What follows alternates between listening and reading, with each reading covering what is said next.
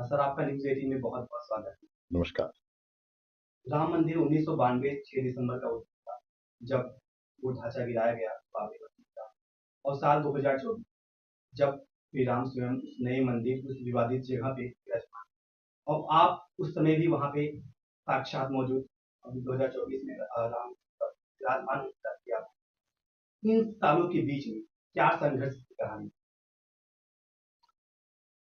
राम जन्मभूमि आंदोलन का संघर्ष तो वैसे 500 साल पुराना है, मगर 1990 में एक बहुत बड़ा जन आंदोलन खड़ा हुआ। मुलायम सिंह की सरकार थी। मुलायम सिंह ने पूरे देश के हिंदुओं को चुनौती दे दी थी कि मैं अयोध्या में परिंदे को भी पर मारने नहीं दूंगा। लाखों की संख्या में राम सेवक, राम भक्त, कार सेवक वहां पहुंचे, तो वहां मुलायम ने अपने गुंडों के द्वारा, अपनी पुलिस के द्वारा निहत्थे कार सेवकों पर गोलियां चलवाई और उनकी डेड बॉडियों को पत्थरों से बांध बांध सरयू में डाल दिया, ताकि वहां ये ना पता लग सके दुनिया को कितने हिंदू, कितने कार सेवक मारे गए। वो दृश्य अपनी आंखों से देखा था। उसी दिन हमने भगवान राम के चरणों में बैठ के प्रतिज्ञा की थी, प्रार्थना की थी कि जब कभी दोबारा कार सेवा होगी, इस ढांचे को तोड़ करके जाएंगे। और उस प्रभु राम के आशीर्वाद से 6 दिसंबर 1992 को हम वहां पर गए, उस ढांचे को नेस्तनाबूद किया। और वहां पर जो ढांचा था, जहां बना हुआ, वो जमीन बिल्कुल ऐसे हो गई थी जहां पर कुछ कभी हो ही ना। मिट्टी तक उठा के ले गए थे कार सेवक, और हम तो डायनामाइट लेके गए थे, क्योंकि हमने प्रतिज्ञा कर रखी थी इसे तोड़ना है, खत्म करना है।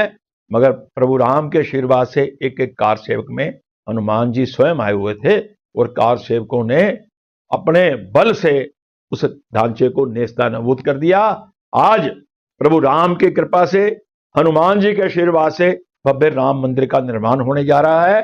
28 साल मुकदमा चला, जेल में गए, और इस मुकदमे के दौरान बहुत से लोगों ने समय समय पर रोड़े अटकाने की कोशिश की। मेरा ये सवाल है, क्योंकि आज जितने भी युवा हैं, सब लोग हैं, आज तो बहुत खुश हैं कि 2024 में श्री राम मंदिर में विराजमान हो रहे हैं। लेकिन वो 6 दिसंबर 1992 की कहानी, जो आप स्वयं वहां मौजूद थे, और उस समय क्या चल रहा था जब मस्जिद गिरने वाली थी? आपको भी पता था कि हम गिराने वाले हैं? तो गिरने के बाद, उसके बाद का अगर आप घटनाक्रम बताना चाहें। देखिए, हम गिराने वाले थे, हम तो गिराने की तैयारी से गए। अगर आप सच पूछे तो हम तो डायनामाइट लेकर के गए, इसको गिराना ही है।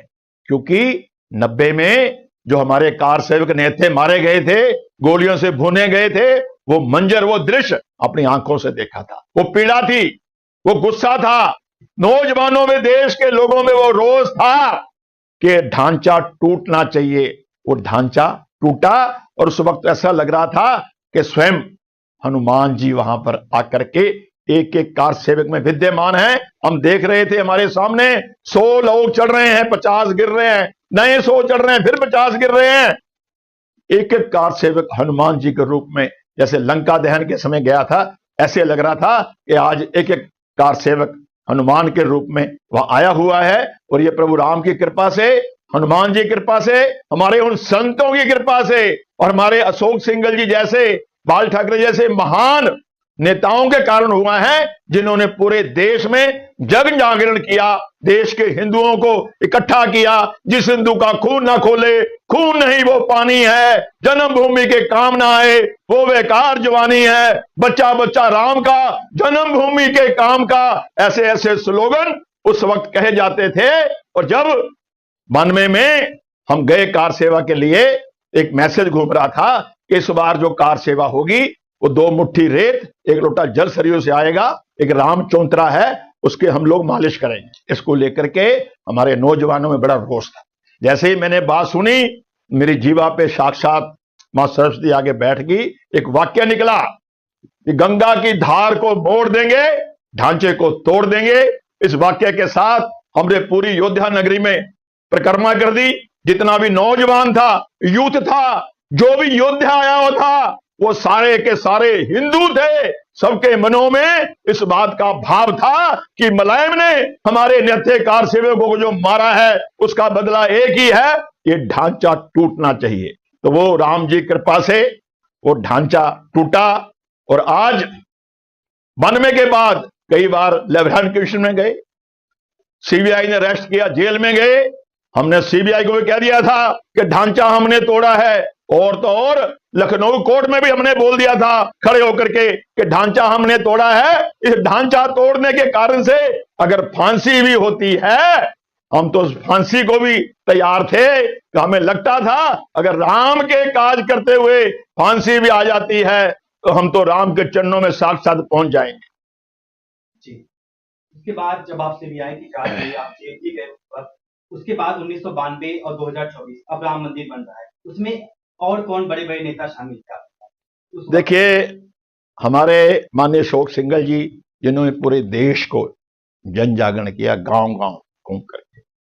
हमारे दिल्ली में बीरल शर्मा प्रेम जी होते थे जो बाद में हमारे क्षेत्र से सांसद भी रहे हैं, और रितंबरा जी, उमा भारती जी, उस वक्त शेषाद्री जी, और हमारे एक शिवसेना के सांसद थे मरेश्वर शावे। बाला साहब ठाकरे का आशीर्वाद शिवसेना के नेता के रूप में हमारे ऊपर था, और हमारे महंत वैद्यनाथ जी जो योगी जी के गुरु जी, ऐसे बहुत से महान संत हमारे साथी थे। दिल्ली से अमरनाथ गोयल जी थे जो मेरे साथ एक्यूज रहे हैं इस मामले में, और हमारे विनोद बस से हरियाणा से हमारे साथी थे, हरियाणा के प्रधान थे उस वक्त, वो भी थे। मतलब ऐसे पंजाब से भी हमारे लोग थे, दिल्ली के हमारे बहुत से ऐसे लोग थे जो उस वक्त हमारे साथ गए थे। कई लोग तो आज ये दुनिया छोड़ के जा चुके हैं, हमारे साथी भी जो इस पल के नहीं देख पाए।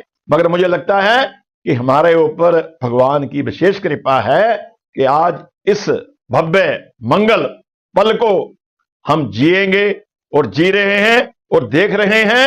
हम अपनी आने वाली युवा पीढ़ी को ये बताने का भी प्रयास कर रहे हैं कि कैसे हमारे पूर्वजों ने 500 साल का हिंदू समाज पे माथे पे लगा हुआ जो कलंक था उसको धोया, और आज देश का गौरव बढ़ रहा है। जी, मेरा आखिरी सवाल आपसे ये है कि आप शुरू से ही आपके जब बचपन में आप थे तभी को आपको राम मंदिर को लेकर कुछ ऐसा था कि हाँ वो विध्वंस जो है करना है हमें, या कब आया ये दिमाग में कि सनातनी कट्टर हिंदू वाला आपके अंदर? देखिए, बचपन से रामलीला में मैं हनुमान जी का पाठ करता था। कहीं ना कहीं हनुमान जी की कृपा, उनकी प्रेरणा बचपन से रही है, और जहां कहीं अन्याय होता है उसके खिलाफ खड़े होना है। हनुमान जी ने, राम जी ने जहां कहीं भी अन्याय था उसके खिलाफ खड़े होकर के लड़ाई लड़ी, राक्षसों का वध किया। और वही हम देखते हैं कि भगवान राम, राजा राम होते हुए 14 साल जंगलों में भटके, राक्षसों का उन्होंने जिस तरह से वध किया, अधर्म का नाश किया, धर्म की स्थापना के लिए ताउम्र वो लड़ते रहे। कहीं ना कहीं उनकी प्रेरणा, उनका भाव हमारे जीवन में आया है, और हमने तो हमेशा से, चाहे वो पंजाब का आतंकवाद रहा हो, वहां भी डट के लड़ाई लड़ी है। दिल्ली में भी जो राष्ट्र विरोधी, देश विरोधी, हिंदू विरोधी शक्तियां हैं जो लव जिहाद करती हैं या जबरदस्त धर्म परिवर्तन करवाती हैं या अपनी पॉपुलेशन बढ़ा करके देश को एक और पाकिस्तान बनाने की बात सोच रही हैं, हम हमेशा से इन सब इश्यूओं के ऊपर लड़ते आए हैं और आगे भी हम लड़ते रहेंगे, क्योंकि ये देश हमारा देश है, ऋषि मुनियों का देश है, इसका वैभव आगे बढ़ना चाहिए। जी, अब 1 मिनट में आपसे जवाब जानना था। अब आपका अगला लक्ष्य क्या है? मथुरा, अयोध्या, काशी तो अब हमारी है, अब मथुरा की बारी है। मथुरा में हम यूनाइटेड हिंदू फ्रंट पक्ष है, हाई कोर्ट ने आदेश कर दिए हैं उस ईदगाह के जांच पड़ताल के पुरातत्व विभाग के द्वारा। हमारा यह स्पष्ट कहना है जहां मथुरा में ईदगाह बनी हुई है वो वही कारागार का स्थान है जहां मेरे प्रभु भगवान कृष्ण का जन्म हुआ था। हमने तो वहां भी मथुरा जाकर के जो मुस्लिम पक्ष के लोगों को कहा था, भाई अगर देश में शांति और भाईचारे की बात करते हो तो आगे आओ, सह सम्मान ये स्थान जहां ईदगाह बना रखी है ये हम हिंदुओं को दे दो। अगर आप राजी राजी मान जाते हो तो 1.5 गुना जमीन हम आपको ब्रिज राशि कोष के बाद खरीद के दे सकते हैं। अगर आप नहीं मानोगे तो मेरा नाम जय भगवान गोयल है। मैं वही जय भगवान गोयल हूं जिसने 6 दिसंबर 1992 को तुम्हारी बाबरी नौमा ढांचे को नेस्तानाबूद कर दिया था। जरूरत पड़ेगी तो ये काम हम कृष्ण जन्मभूमि मथुरा में भी कर सकते हैं। अगला लक्ष्य हमारा मथुरा है और भारत को तो हिंदू राष्ट्र बनाना है। बहुत बहुत धन्यवाद भगवान गोयल जी, आपका हमारे साथ ये साक्षात्कार। नमस्कार। जय श्री राम, जय श्री कृष्णा।